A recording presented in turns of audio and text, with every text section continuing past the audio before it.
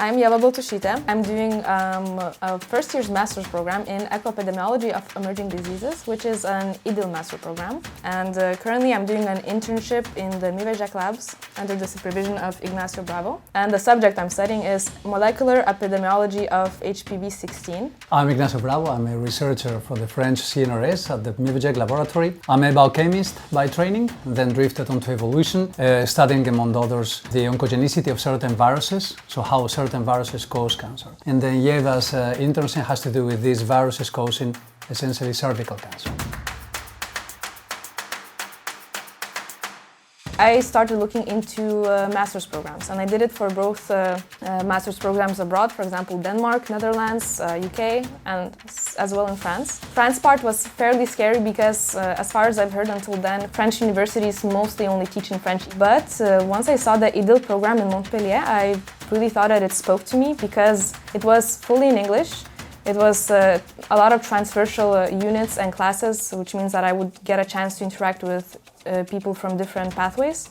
The most important thing for me was the experience I would get from it because there's 2 6-month internships during the master's program.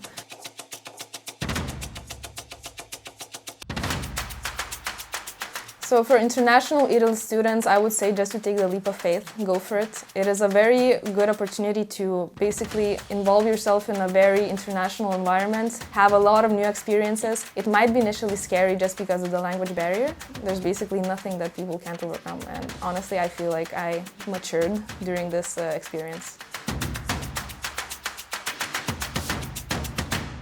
During the first summer school week, when I talked to some of the IDIL students and they said, oh yeah, you're eligible for the scholarship.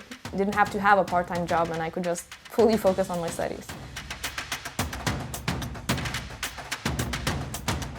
So apart from meeting a lot of people who are really creative and overall inspiring, I think I have become more confident in myself, in my choices. I feel like I can stand on my own 2 feet and just in general more brave.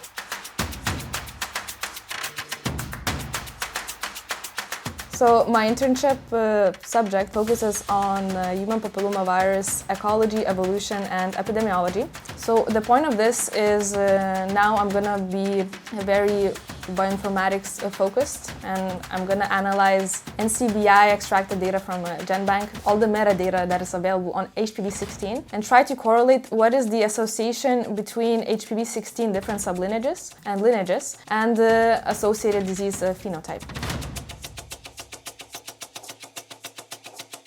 The knowledge and skills that I gained during this internship are probably bioinformatics related, and those I really appreciate because not only did I really put my hands into the bioinformatics world and swam in it, but also I learned a new programming language. I'm still not really good at it, but I never thought I would be anywhere close to it. A mentor means being the one who actually transmits this knowledge that needs to be embodied into the next generation of scientists, and at the same time what you get back is being pushed again and regain a lot of the energy and vitality from persons who are there at the beginning. Something I love. So first time I saw Ieva with the screen, with this art studio with a lot of coding and then images and then instructions, and then with something that was extremely complex and things that you wouldn't have imagined that you could do, write and understand. No, not at all.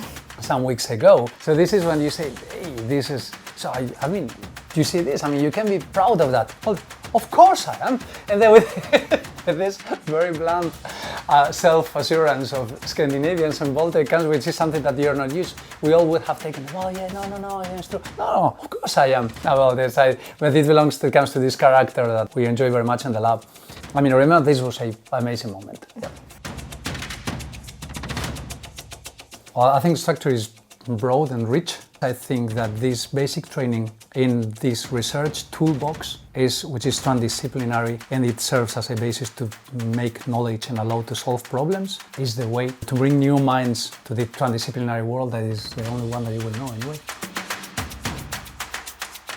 What research gives you is again this toolbox of ways of constructing knowledge and link and making bridges. And this is something that is independent of whether you want to work on science, on engineering, on medicine, or on society-driven questions. There are always bridges to go and to switch. I mean, going to a firm or starting to work in an NGO or in making laws or bringing science into laws doesn't prevent you from shifting to the academia or vice versa.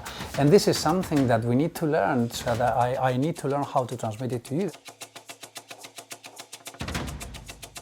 If I can transmit that passion and that vision and that will for understanding the world, if anyone is interested in going along that journey, then I will be happy to have him or her by my side and walk together.